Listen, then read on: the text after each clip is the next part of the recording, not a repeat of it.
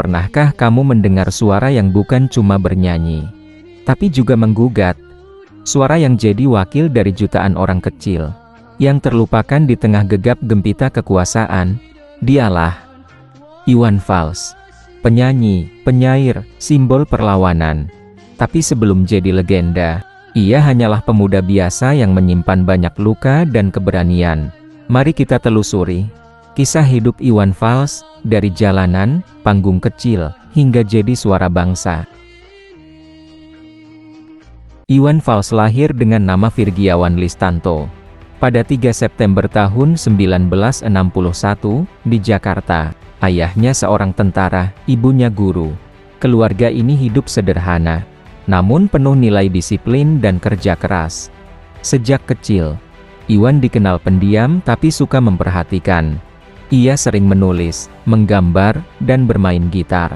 Siapa sangka, diam-diam ia menyerap banyak cerita kehidupan dari sekitar. Dari tukang becak, sopir angkot, hingga obrolan warung kopi.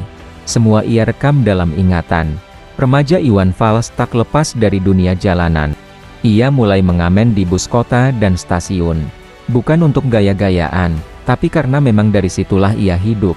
Ia melihat langsung bagaimana rakyat kecil berjuang. Pedagang digusur, buruh ditindas, dan suara-suara mereka tak terdengar. Dari sinilah lahir lagu-lagu awalnya lagu protes, lagu rakyat, lagu kebenaran. Tahun 1981, nama Iwan Fals mulai meledak lewat Umar Bakri, sebuah satira tajam tentang guru yang setia, tapi hidup miskin. Dulu Umar Bakri mengajar dengan hati, tapi tak pernah dihargai. Begitulah kiranya makna lagu itu sekaligus. Lagu itu jadi anthem, bukan cuma karena enak didengar, tapi karena berani menyuarakan kenyataan. Sejak itu, ia dikenal sebagai penyanyi yang tak takut bicara jujur. Tentang politik, kemiskinan, ketidakadilan. Keberaniannya membawa risiko besar. Banyak lagunya dicekal, tidak boleh diputar. Ia bahkan pernah ditangkap saat konser, karena dianggap menghasut. Tapi bagi Iwan, itu bukan halangan. Ia tetap bernyanyi, karena suara rakyat tidak bisa dibungkam. Tahun 1997, cobaan berat menimpa Iwan dan keluarga. Putranya, Galang Rambu Anarki, meninggal dunia di usia 15 tahun. Galang juga berbakat musik. Kematian itu membuat Iwan hancur. Ia vakum dari musik, mengasingkan diri.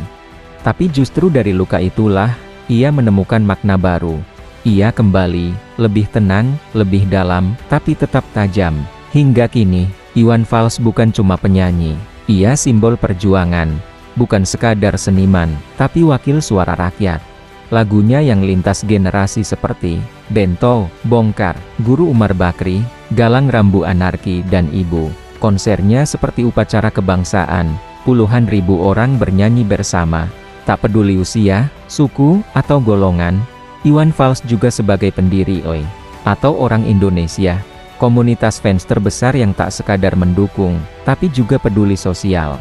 Jago bela diri, pernah jadi atlet karate nasional. Hobi bertani dan tinggal di desa, jauh dari hingar-bingar kota. Suka naik motor sendirian untuk melihat langsung kondisi rakyat. Menolak jadi pejabat walau sering ditawari. Karena ingin tetap netral dan bersuara bebas.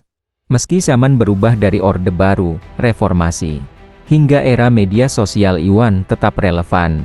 Ia tak ikut arus, tapi arus kadang ikut dia. Ia tak perlu trending, tapi lagunya selalu dikenang. Karena musiknya bukan untuk menjual, tapi untuk mengingatkan. Jika ada suara yang tak pernah diam meski ditekan. Jika ada lagu yang tetap menyala meski lampu padam. Maka itu adalah suara Iwan Fals. Seorang bapak, suami, penyanyi, pejuang, yang tak pernah berhenti bicara untuk mereka yang tak pernah didengar. Ia datang bukan untuk menjadi bintang, tapi untuk menjadi suara bagi mereka yang tak pernah didengar. Iwan Fals bukan sekadar nama. Ia adalah gema hati rakyat, yang tak pernah padam meski zaman berganti. Legenda tidak perlu banyak kata, karena karyanya sudah bicara segalanya. Dan suara itu masih terus hidup bersama kita.